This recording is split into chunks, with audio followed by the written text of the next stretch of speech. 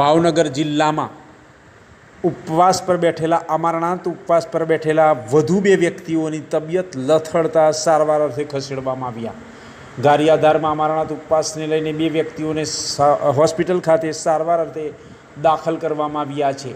ગારિયાધારમાં રૂપાવટી ગામમાં છેલ્લા કેટલાય સમયથી હિન્દુ રહેણાંકી વિસ્તારમાં અમુક ગામના તત્વોએ દફનવિધિ કરતા રૂપાવટી ગામના લોકોએ સતત ચોથા દિવસે અમરનાથ ઉપવાસનું આંદોલન ચાલુ રાખ્યું છે અને આ આંદોલન ચાલુ હોય જેના વિરુદ્ધમાં જેને લઈને ગઈકાલે પણ 2 જેટલા વ્યક્તિઓની તબિયત લથડી હતી। બાદમાં તેઓને ગારિયાધાર આરોગ્ય કેન્દ્ર ખાતે સારવાર અર્થે ખસેડવામાં આવ્યા। ત્યારે આજે વધુ 1 મહિલા અને 1 પુરુષને દાખલ કરવા પડ્યા છે જેમની તબિયત લથડી હતી, જેથી કરીને હોસ્પિટલ ખાતે ખસેડવામાં આવ્યા, જેમાં ધીરુભાઈ દાંતીવાડિયા અને 1 મહિલાને ગારિયાધાર આરોગ્ય કેન્દ્ર ખાતે ખસેડવામાં આવ્યા છે।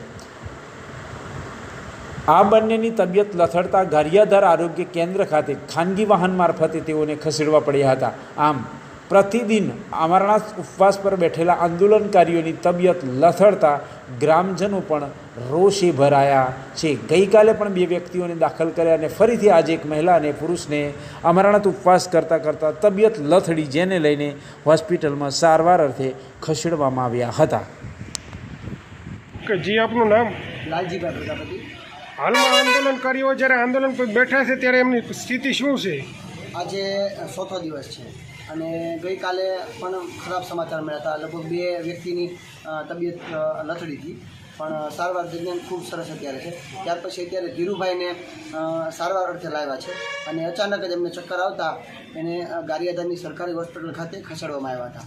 પણ એક યુવાનોની એક માંગ છે કે બસ હવે કેટલું કેમ, લગભગ 50 કરતાં પણ વધુ લોકો આંદોલન ઉપર ઉપવાસ ઉપર ઊભા છે અને રોજ કાલે 2 આજે 1 આ દોર વધતો જાય છે।